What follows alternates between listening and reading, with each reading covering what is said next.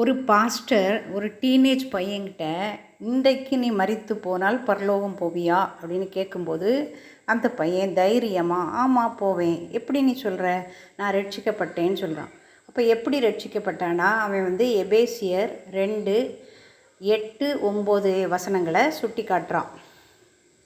எபேசியர் 2:8 இப்படி கொடுத்துருக்குது: கிருபையினாலே விசுவாசத்தை கொண்டு ரட்சிக்கப்பட்டீர்கள், இது உங்களால் உண்டானதல்ல, இது தேவனுடைய ஈவு. எபேசியர் 2:8 பார்த்துட்டோம். 9 இப்படி கொடுத்துருக்குது: ஒருவரும் பெருமை பாராட்டாதபடிக்கு இது கிரியைகளினால் உண்டானது அல்ல. யோவான் 3:16 தேவன் தம்முடைய ஒரே பேரான குமாரனை விசுவாசிக்கிறவன் எவனோ அவன் கெட்டுப்போகாமல் நித்திய ஜீவனை அடையும்படிக்கு அவரை தந்தருளி இவ்வளவாய் உலகத்தில் அன்பு கூர்ந்தார்.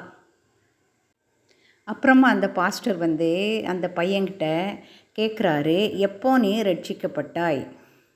போன மாதம் பாஸ்டர் அப்படின்னு சொல்கிறான்.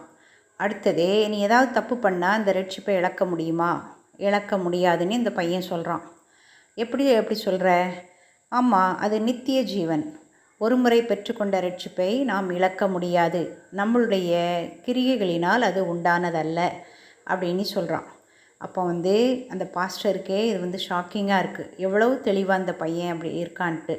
அதனால் அந்த பையன்கிட்ட நீ ரட்சிக்கப்பட்டுட்டா, நீ போய் மற்றவங்களையும் இந்த மாதிரி ரட்சிப்புகளால் நடத்துப்பான்னு சொல்லி அவனை அனுப்புனாராம்.